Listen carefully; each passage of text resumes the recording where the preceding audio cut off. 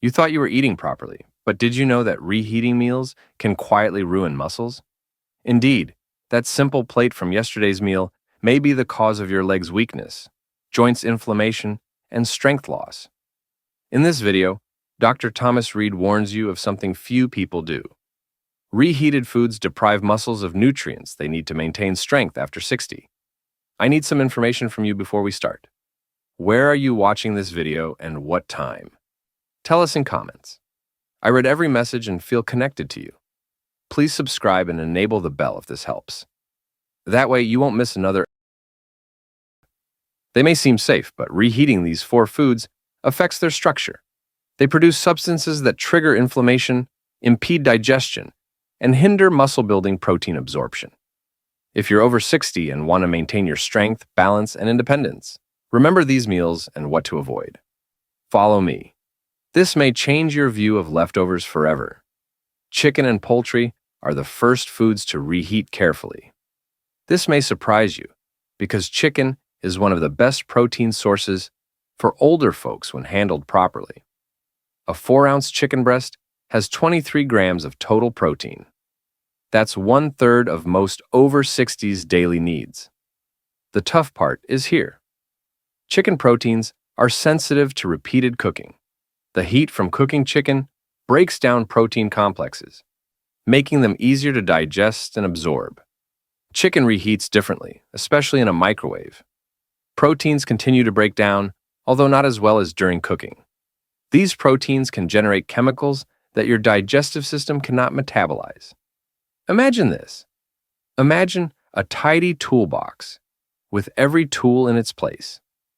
First, cooking involves organizing the toolkit so everything is easy to find and use. Reheating is like shaking that toolbox, though. Tools are still there, but they're not grouped for simple access.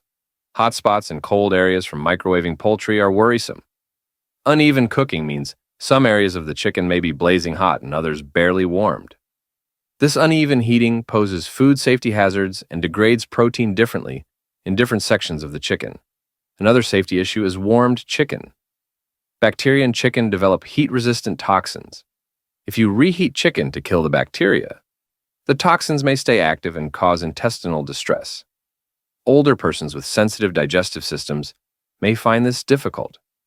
Patients have told me they felt sleepy or had less energy after eating reheated chicken. This isn't random. As your body works harder to obtain protein from food, it needs more energy. In addition, difficult to digest proteins can promote intestinal irritation, which drains energy. The Maillard reaction happens when proteins are repeatedly cooked. While this process can provide attractive smells and odors during initial cooking, continuous heating can create hazardous advanced glycation end products, AGEs. These substances may cause inflammation and prevent healthy aging. What about 68-year-old Sarah, one of my patients? Her weariness and stomach issues were inexplicable. Chicken several times a week was part of her nutritious diet. We found that she cooked an entire chicken every Sunday and reheated chunks throughout the week, sometimes twice if she didn't complete it. Her digestion difficulties subsided, and her energy increased within 2 weeks of eating smaller, fresh amounts. How should you proceed? Cook only what you'll eat when cooking chicken. This goes against our batch cooking norm, but bear with me. Soon, I'll offer options. Avoid reheating leftover chicken and use it cold in salads or sandwiches. Reheat chicken once and make sure it reaches 165 degrees Fahrenheit throughout. Check with meat thermometer. Use more than just feeling hot. Few know this tip. Let warm chicken rest for 2 minutes before eating. A time to stabilize proteins and transfer heat uniformly. This is another option. Cook multiple types of chicken instead of one large quantity for the week. Cook some chicken breasts for immediate consumption. Slow cook some thighs to shred and serve cold in salads or sandwiches, and roast some chicken parts for a day or two. Variability and convenience without compromising protein quality. The second meal to reheat carefully is fish and seafood. Fish has high-quality protein and omega-3 fatty acids, which are crucial for brain function and lowering inflammation as we age. Chicken proteins are less delicate than fish proteins. When cooked, fish proteins are more brittle than terrestrial animal proteins. This is what makes fresh fish soft and digestible, but it also makes it difficult to reheat. Multiple issues arise when fish is reheated. Protein structure breaks down quickly, creating substances your digestive system may struggle with. This commonly causes nausea, bloating, or digestive issues after eating warmed fish. Second, reheated fish has a different amino acid composition, which may affect muscle health. Fish is rich in lysine and methionine, which help older persons maintain muscular mass. Your body may absorb and use amino acids less effectively when fish is reheated. However, histamine production makes reheated fish unsettling. When fish is reheated after sitting, microorganisms can convert its natural histidine into histamine. Reheating fish completely does not kill histamine. This may induce minor digestive discomfort to severe reactions in older persons with more sensitive systems. Few people know that some fish produce more histamine than others. Tuna, mackerel, sardines, and salmon, all high in omega-3 fatty acids, are especially sensitive when reheated. Many of us want to eat these fish for their health benefits, making reheating problematic. One patient, Margaret, complained of weakness and fatigue. While she was eating fish twice a week, consuming enough vegetables, and staying hydrated, she had developed the practice of preparing a huge salmon on Sunday and reheating chunks throughout the week. Fish burps and nausea following fish meals were symptoms that the reheated fish was bothering her digestive system. We adjusted her way of preparing fresh fish in smaller portions, which increased her energy levels and eliminated her intestinal issues in weeks. Reheating damages fish omega-3s. After prolonged heat exposure, these good fats can oxidize and create chemicals that may increase inflammation. This is the reverse of what we desire, especially as we age and our bodies struggle with increasing inflammation. Aldehydes and other chemicals formed when omega-3 fats oxidize can smell bad and damage cells. Fresh fish loses texture when warmed. As you know, warmed fish becomes rough, dry, or flaky. Not only does this textural change affect taste, it also represents protein structure changes that make fish tougher to digest and less nutritious. Many miss a practical issue. Fish continues to cook after being removed from heat, especially if wrapped. By the time you reheat it, the fish is overcooked, destroying its protein structure and nutrients. The answer? I propose cook and eat for fish. Smaller servings and only what you'll eat at once. Use leftover fish cold in salads or fish cakes without heat. Consider this if you like meal prep. Prepare fish in different ways instead of preparing huge portions to reheat. Make fish salad, add cooked fish to cold pasta salads, or make room temperature fish patties. Gently reheat fish once when necessary. Avoid overheating the fish by using the lowest heat setting. Just remove the cold, not fry it again. If you can, steam reheat fish, better than microwave. This basic tip helps many of my patients. Ask the fishmonger to cut fish into meal-sized pieces before packaging. This helps you prepare only what you need for one meal and avoids cooking a large amount because it was packaged that way. Our third meal, eggs, may surprise you more. Eggs provide nature's best protein. They include all 9 essential amino acids in healthy amounts. A big egg has 6 grams of complete protein, choline for brain health, and selenium for antioxidants. Eggs have a peculiar property that makes reheating difficult. Staphylococcus aureus bacteria can easily contaminate them. This bacteria is commonly found. Many people carry it on their skin and in their nasal passages without complications. When eggs are cooked, cooled, and reheated, this bacteria can proliferate and generate poisons. This is worrisome. Eggs' heat-stable poisons withstand reheating, even if the bacteria die. For elderly persons, nausea, vomiting, and diarrhea from these poisons can be debilitating. Eggs warmed pose another protein challenge. Egg protein is easily digested and absorbed.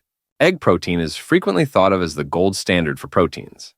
However, microwaved eggs change protein structure, making them difficult for the digestive system to break down. Nature makes egg proteins accessible, which is fascinating. They must give a chick all the nourishment it needs. Reheating disrupts this excellent architecture, making one of the most effective protein sources less efficient for our bodies. Many of my meal prep patients create enormous amounts of scrambled eggs or egg bits to reheat throughout the week. I admire the urge to prepare nutritious meals in advance, but I recommend a different method.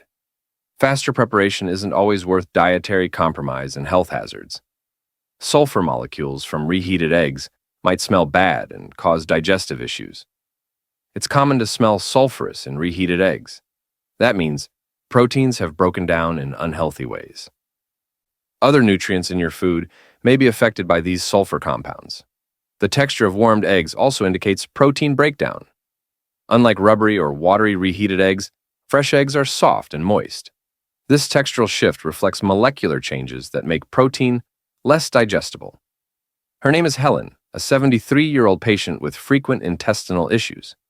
Due to her healthy diet, she couldn't find out what was wrong. We went through her regular week and found that she made a big batch of scrambled eggs every Sunday and reheated them for breakfast.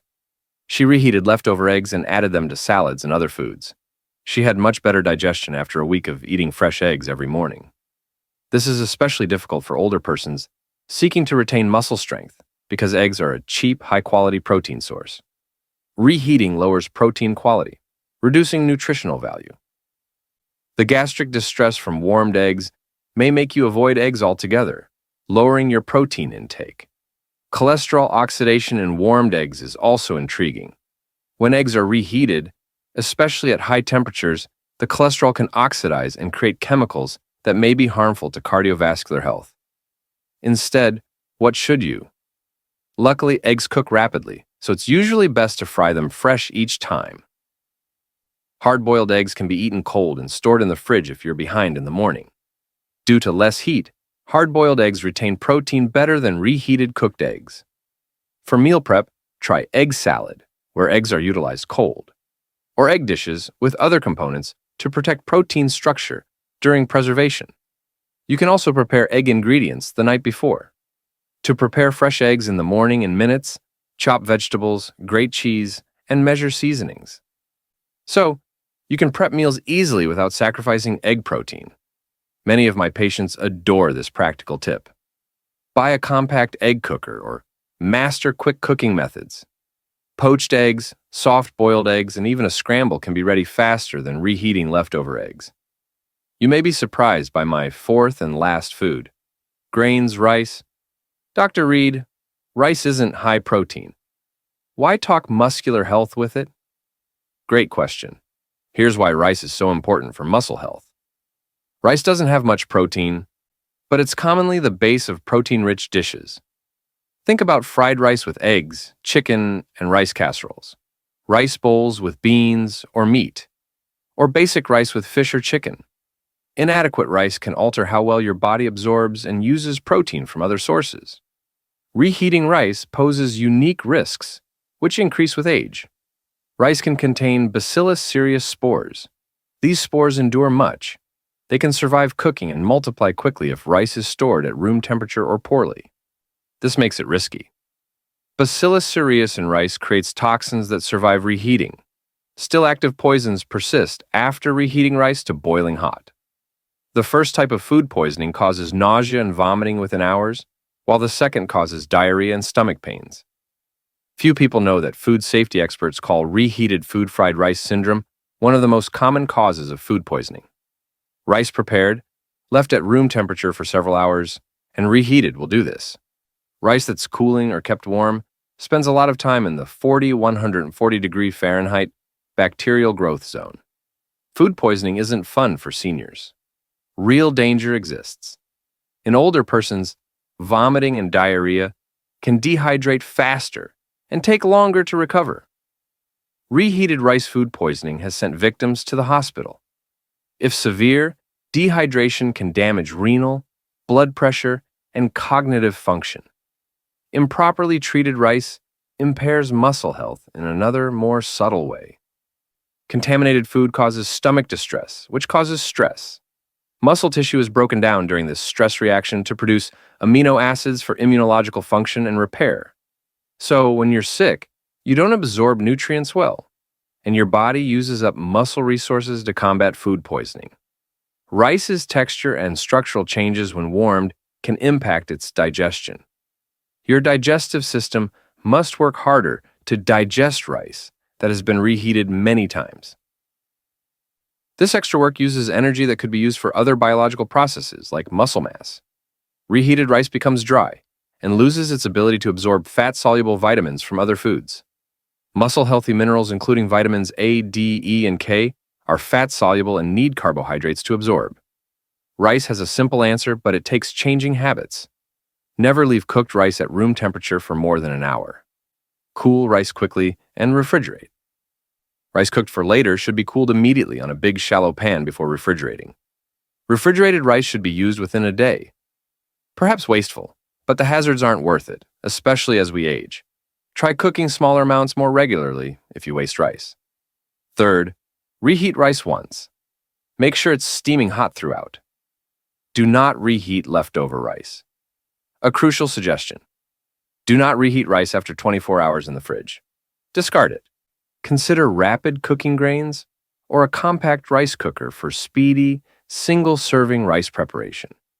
Many current rice cookers can cook a single serving in under 20 minutes, which is faster than reheating leftover rice. Here are some practical ways to keep meal preparation easy while sparing your muscles. These are realistic, sustainable answers. I know most people can't entirely change their meal preparation habits, so I'll give you options that fit your lifestyle. Start by cooking and eating the 4 foods we mentioned. That doesn't mean you have to cook from scratch every meal, but you should be selective about when you cook fresh versus using leftovers. Differentiate batch cooking for chicken and other proteins. Avoid preparing huge servings to reheat later by making proteins cold. Use part of a whole chicken right away, then use the remainder for cold chicken salad, sandwiches, or fresh salads all week. Different slices can be prepared differently. Roast chicken thighs for immediate eating, poached chicken breasts for salads, and slow-cooked chicken for shredding and cold use. Many of my patients find it beneficial to make protein bases that can be utilized throughout the week without warming. You could roast a chicken on Sunday, eat some hot that day, and use the rest to create chicken salad, add to cold spaghetti, or add to soups without cooking. Focus on smaller, more frequent fish purchases. Buy only enough for 1 or 2 meals. 1 or 2 person quantities are available at many supermarket stores. Although this costs more per pound, the health advantages exceed it. Purchase frozen fish in individual pieces. Thaw what you need for each meal. Develop relationships with the staff at a fish market or grocery store with a nice fish counter. They often know which fish was delivered recently, assist you choose the right portions, and propose single-serving preparation options. Use eggs fast boiling time. Add pre-chopped vegetables to fresh scrambled eggs quickly from the fridge. You also like hard-boiled eggs. When eaten cold, they retain protein quality. You can chop and use a few hard-boiled eggs in salads, snacks, and other foods without cooking them. This approach is popular with my patients. Hard-boiled eggs make a versatile egg salad basis. Include different flavors, vegetables, and herbs to give variety. Indian-inspired curry powder. For Mediterranean, herbs and lemon. Avocado for creaminess. Try a small rice cooker or cook fewer servings to complete in 1 meal for rice and grains. Instant brown rice, quinoa, and bulgur wheat cook fresh in minutes. Many of them can be made by adding hot water or broth to the grain and letting it sit covered without cooking. This method helps many of my patients. Make some days fresh cooking and others no reheat leftovers. Use these strategies to make quick, uncomplicated meals on fresh cooking days. Choose safe, nutritious items to reheat or utilize leftovers in cold dishes. Create a meal template with simple, healthful formulas: salad, protein, and healthy fat, or protein, vegetable, and quick cooking grain. These templates help you make fresh meals quickly without having to plan each step. Another useful idea is to stock your cupboard with products that speed up fresh cooking. We recommend canned beans for salads, pre-cooked whole grains for quick heating, nuts and seeds for protein, and high-quality oils and vinegars for restaurant-quality results. Instead of making whole meals to reheat, prep components that can be mixed and matched. Prepare salad bases, wash and cut veggies, cook cold cereals, and make sauces and dressings to make plain items exciting. My patients also benefit from having a few high-quality, non-cooking protein choices on hand for hectic days. Without cooking or reheating, canned salmon or sardines, high-quality deli turkey, cottage cheese, or Greek yogurt give excellent protein. We're done for now, but remember that little modifications in meal reheating can boost your energy after 60. Not everything must change overnight. Start with one of the items we discussed today and see how your body reacts in a week. My patients are amazed at how much better they feel. Changes in meal preparation can boost energy, reduce discomfort, and stabilize equilibrium. Aging is more controllable than you assume. Maintain your muscles, strength, and simple, sensible choices to be independent and active. See you in the next video as we discuss the finest muscle-building foods beyond 60, including some surprises. Stay strong, healthy, and moving forward. If this video impacted you, please like, share, or comment. Join me in studying health, healing, and deeper living in your golden years by subscribing and tapping the bell symbol. I will remind us of our survival every week.